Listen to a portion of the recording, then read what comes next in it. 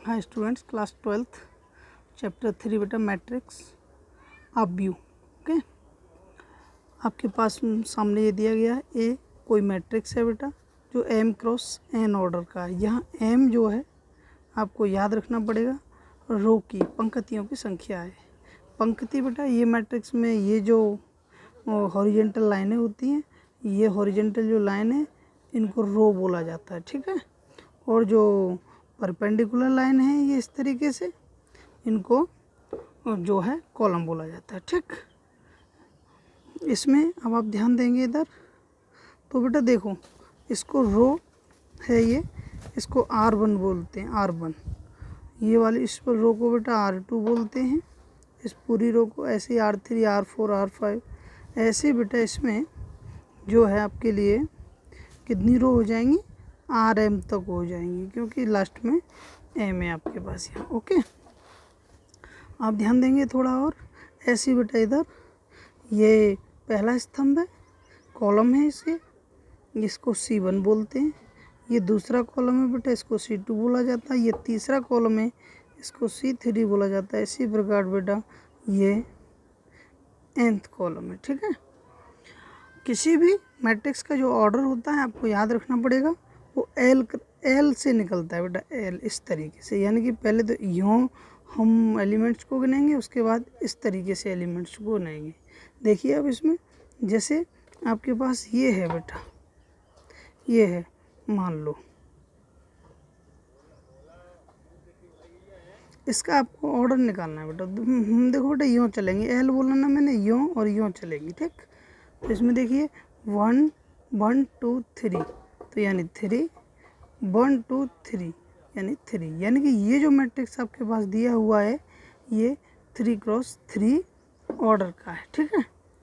जब किसी भी ऑर्डर में बेटा रो और number of row number of column के इक्वल होते हैं, ये दोनों इक्वल होते हैं, एम और एन की जो वैल्यूआँ हैं ये दोनों इक्वल होती हैं, तो ऐसे मैट्रिक्स को हम जो है स्क्वायर मैट्रिक्स बोलते हैं, ठीक है।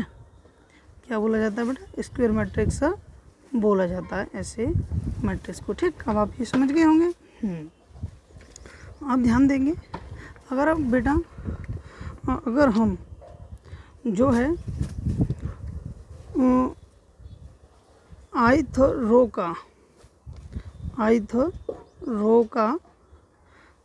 रो और जेथ कॉलम लें बेटा, ठीक है, जेथ कॉलम ले लें, तो आपको याद रखना पड़ेगा इसका जो एलिमेंट होगा फिर AIJ होगा, ठीक।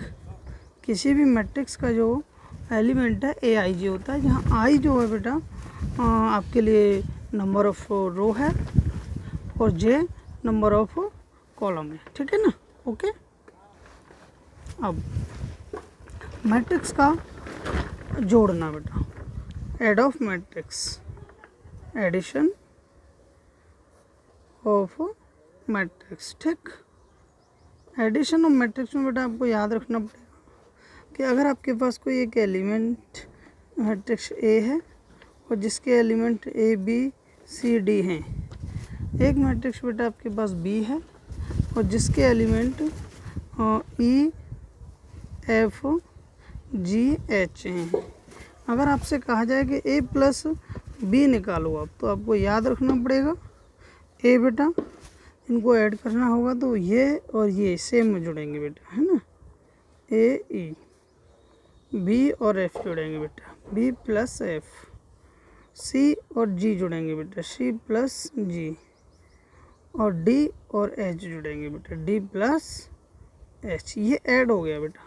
अगर सब्ट्रैक्शन कहता वो A माइनस B कहता, तो बेटा इनके बीच में जो प्लस का साइन है यहाँ पर माइनस का साइन आ जाता, तो ये हो जाता A माइनस E, ये हो जाएगा बेटा B माइनस F, ये हो जाएगा C माइनस G, और ये हो जाएगा D माइनस H। ओके, अगर बेटा इन मैट्रिक्स का आपसे बोला जाए कि मल्टीप्लाई कीजिए, मल्टीप्लाई ऑफ मैट्रिक्स बोला जाए कि इनका मैट्रिक्स का मल्टीप्लाई क्या होगा, तो देखिए A क्रॉस B होता है मल्टीप्लाई, ठीक है बेटा। इसके लिए A की वैल्यू रख दो ABCD, क्रॉस EF बेटा EF GH, इसका मल्टीप्लाई आपको करना है। देखिए मल्टीप्लाई करने के लिए क्या करते हैं, हाँ पहले मैट्रिक्स का जो रो होती है बेटा, पहले मैट्रिक्स की रो का मल्टीप्लाई दूसरे मैट्रिक्स के कॉलम में करती है, फिर इसी प्रकार पहले मैट्रिक्स के रो का मल्टीप्लाई दूसरे मैट्रिक्स के दूसरे कॉलम में करती है, ठीक है ना। चलिए देखिए, अगर हम इसका हमें बेटा पहले इसका मल्टीप्लाई इसमें करना है, इसके लिए हम क्या करते हैं, ये लाइन है इस तरीके से, देखो ये A B यहाँ है और E और G यहाँ, ऐसे होगा बेटा मल्टीप्लाई। जब मल्टीप्लाई करते हैं तो आपको याद रखना पड़ेगा कि इस लाइन को इस तरीके से इनके साथ मल्टीप्लाई में उतार दिया जाएगा, ठीक है। तो देखिए जब मल्टीप्लाई में उतारेंगे हम तो A तो F के साथ आएगा और बेटा जो B है वो G के साथ आएगा, इसीलिए इन्हीं का मल्टीप्लाई आपस में होगा और बीच में प्लस का साइन ऐड किया जाता है मिड में, आपको ये भी याद रखना पड़ेगा, ठीक है। अब देखो, तो देखिए A का E में मल्टीप्लाई करेंगे बेटा हम, तो ये हो जाएगा A। अब B का G में करेंगे बेटा प्लस BG। अब A का F में मल्टीप्लाई करेंगे बेटा AF, B का H में करेंगे प्लस BH, C का बेटा E में मल्टीप्लाई करेंगे तो CE प्लस D का G में मल्टीप्लाई करेंगे बेटा DG।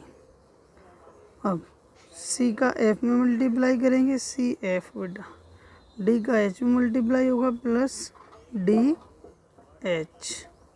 बताइए ये मल्टीप्लाई होके आपके लिए तैयार हो गया है, यानी कि पहले रो का पहले कॉलम में, पहली रो का दूसरे कॉलम में, दूसरी रो का पहले कॉलम में और दूसरी रो का दूसरे कॉलम में मल्टीप्लाई कर दिया जाता है, ओके।